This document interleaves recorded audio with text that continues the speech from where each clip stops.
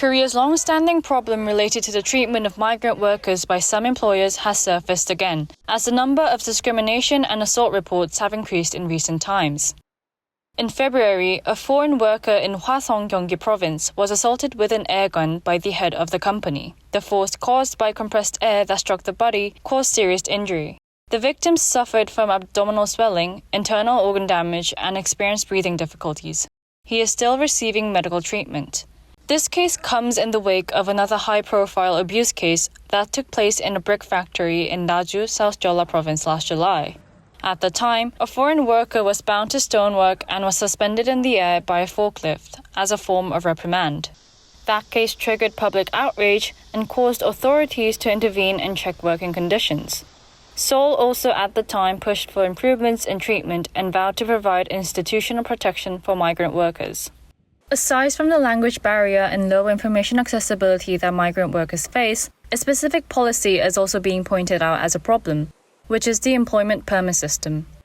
While the EPS allows small and medium-sized businesses to legally hire non-professional foreign workers with government-issued employment permits, it, in principle, restricts the migrant workers from changing their jobs.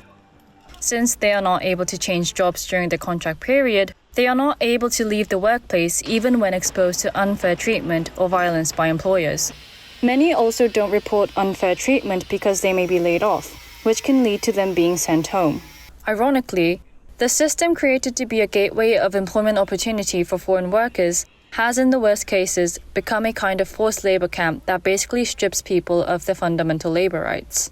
Regarding this, a local labor expert pointed out that past laws and institutions fail to fully reflect today's heavy reliance on migrant workers, adding that the prevailing view of migrant workers as subjects of control rather than equal human beings must change. Reflecting concerns being raised, the Korean government is seeking multiple resolutions to solve this matter. First and foremost, the Ministry of Justice has decided to grant the victim of the airgun incident a further stay and to allow the worker to find work in Korea, while also providing support for his recovery. Seoul also plans to regularly hold meetings to gather input and address the grievances of migrants and check to see if loopholes exist in the protection of such workers.